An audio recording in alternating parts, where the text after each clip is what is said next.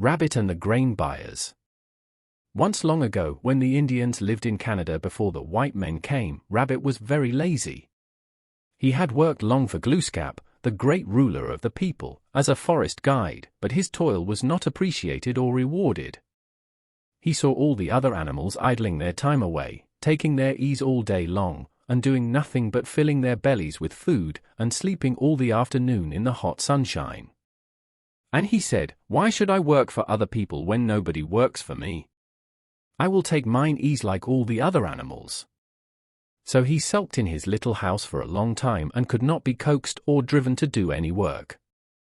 But as he was a lonely fellow who always lived by himself with very few friends in the world except little children, he soon got tired of this lazy life. For by nature he was industrious and energetic, and he always liked to be doing something or prowling alone in the forest.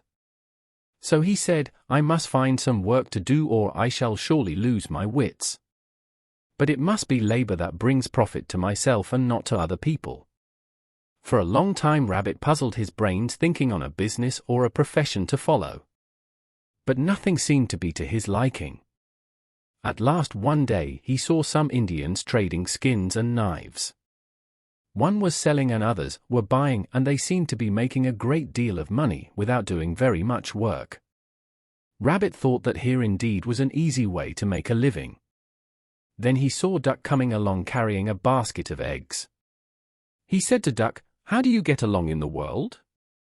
You seem to do nothing but eat and cackle and swim in the pond. You never seem to work." And Duck said, "I lay eggs and sell them in exchange for corn." "Why don't you lay eggs? It is all very easy." But Rabbit knew that Duck was only laughing at him, and that he was not meant to make a living in that way. Then he met Bee on the forest path, and he said, "How do you make a living, you wandering bee? You do nothing but gad about all day long, going from flower to flower dressed in your good clothes of yellow and black, and always singing your tuneless song?" And Bee said, "I make honey and wax and sell them. I have a great store for sale now. Why don't you do as I do? I am always happy. I always sing at my work, and what's more, my song is not tuneless. And just for your impudence, take that." And so saying he stung Rabbit on the nose and went on his way, singing his droning song. Rabbit rubbed his nose in the earth to ease his pain, and he swore vengeance on Bee, for he knew that Bee too was only laughing at him. But he could think of no way to make an easy living, for he had nothing to sell but his coat, and he could not very well barter that, for winter would soon be coming on. He was very angry and troubled, and he envied Duck and Bee their good fortune because of their eggs and honey and wax. At last he thought of the Indians he had watched buying and selling skins. "I have it," he cried, "I have it. I will become a great merchant. I will be a great trader.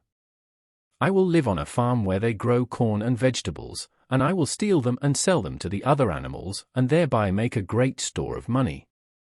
I shall be very rich in a short time." So, very happy, he went to a field near which was a vegetable garden. And in it were growing Indian corn and all kinds of grain which he knew the other birds and animals would gladly buy. So he made a sign and put it up in front of his house, and it said, "By Rabbit's corn, the best in all the land, it will grow without rain, there is only a small quantity left. Orders taken here." Then he sat in his house and waited. Soon many buyers began to arrive. They were curious, and they wanted to see what kind of a merchant Rabbit would make. Rabbit explained to them that he was only an agent, that they must pay him their money, and he would take it to the farmer, and deliver their grain at his house 1 week from that day. The buyers paid him the money and went away, for they were afraid the farmer would kill them if they went themselves for the corn. They left a great store of money with Rabbit. That night when the moon rose over the hills, Rabbit went to the field of corn nearby. But the farmer had spied him thieving that afternoon, and he had placed around his corn a fence of strong netting which poor Rabbit could not get through. And he had also placed around the field many watchdogs, which growled and snarled and frightened thieves away. Night after night Rabbit tried to slip into the field, but without success, and the week passed and still he had no corn for the customers who, he knew, would soon be arriving for their goods.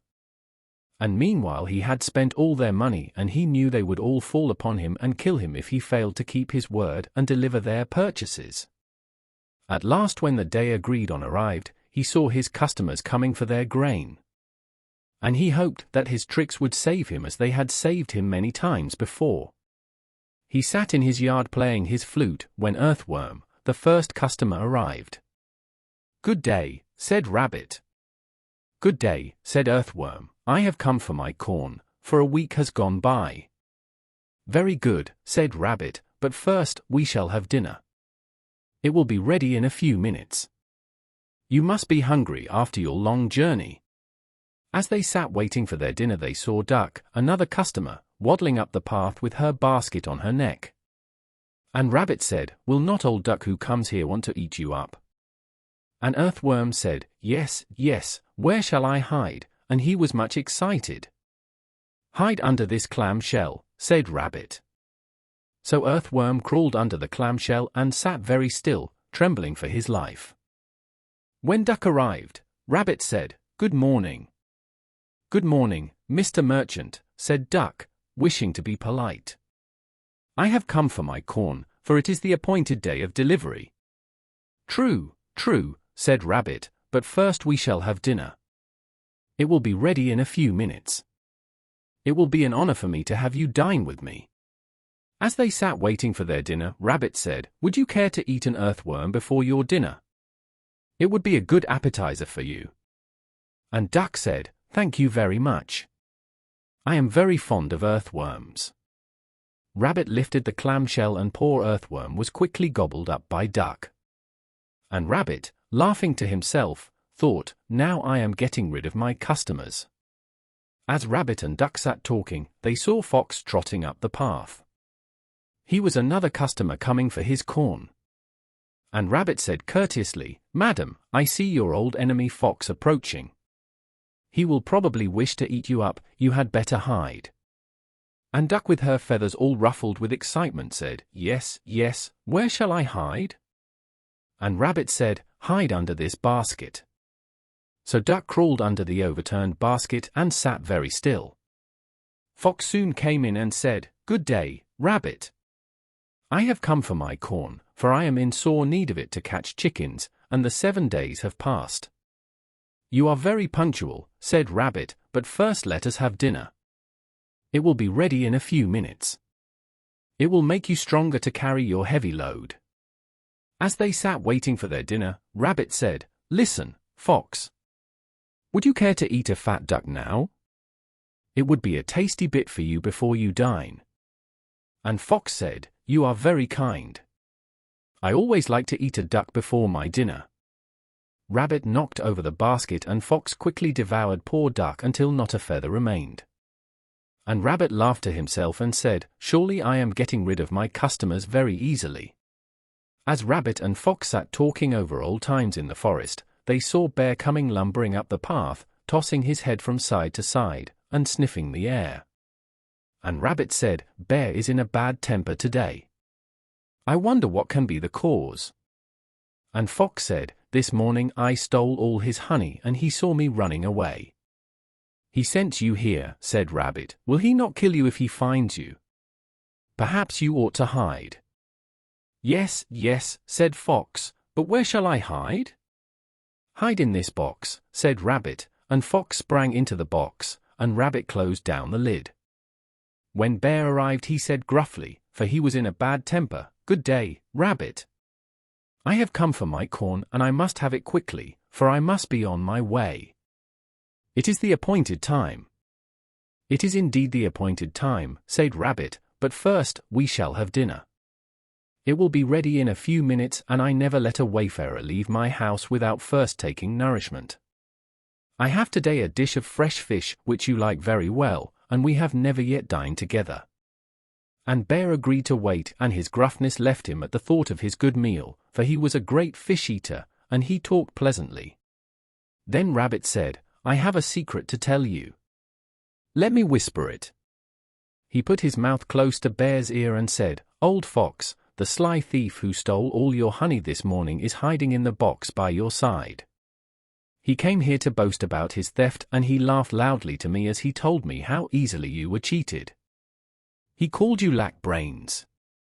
Bear was very angry, and at once he knocked the lid from the box and killed Fox with one blow of his powerful paw. And Rabbit said to himself, "What luck I am having, there is another of my customers gone." But he wondered how he was to get rid of Bear, and he scratched his head in thought. While Bear and Rabbit sat talking, they saw Rabbit's last customer, the hunter, coming along. Bear would have run away, but it was too late. "Will the hunter not want to kill you?" said Rabbit, glad to think that here was the end of poor Bear. "Indeed he will," said Bear. Oh dear, where shall I hide?" "Hide under my bed in my house," said Rabbit. Poor Bear quickly dashed into the house and crawled under Rabbit's bed with great difficulty, for he was very fat and the bed was very low and he had to lay himself out flat on the floor, but he was comfortable in the thought that he would soon escape. When Hunter arrived he said, "Good day, Rabbit, I have come for my corn, for my children need bread." "You shall have it," said Rabbit. "But first we must have a bite to eat. I have not very much to offer you, but I can give you in a few minutes some hot pancakes and fresh maple syrup." The hunter was well pleased with the thought of such a good meal, and he said he would be glad to wait. Then Rabbit said, "Would you like some bear meat for your children, and a good warm bear skin for your hearth?" And the hunter said, "Indeed I would. But in these days such luxuries are hard to find." And Rabbit said, "Oh no, they are not. Under my bed in my house, a good fat bear is hiding. He is lying flat on his back, and you can easily kill him." The hunter hurried to the house, and sure enough there he found Bear hiding under the bed, flat upon his back. He killed him with a blow and skinned him and cut him up into small pieces and put the meat and the skin into a bag to take home to his children. But while he was about it, Rabbit slipped away into the forest, saying to himself, "Now I have got rid of all my customers and I am safe. But the life of a merchant is not to my liking. I will not be a trader any more. I will gather corn for myself, but not to sell to others." And he ran quickly away and hid himself in a dense thicket. When the hunter went to look for Rabbit, he could not find him, nor was he able to find his grain. And although he thought he had fared pretty well by getting so much bear meat, he swore vengeance on Rabbit for his deceit, and to this day he searches for him, and if he meets him, he will not let him escape. And Rabbit lives by himself and keeps away from the hunter as far as he can, for he fears him because of the trick he played upon him in the olden days.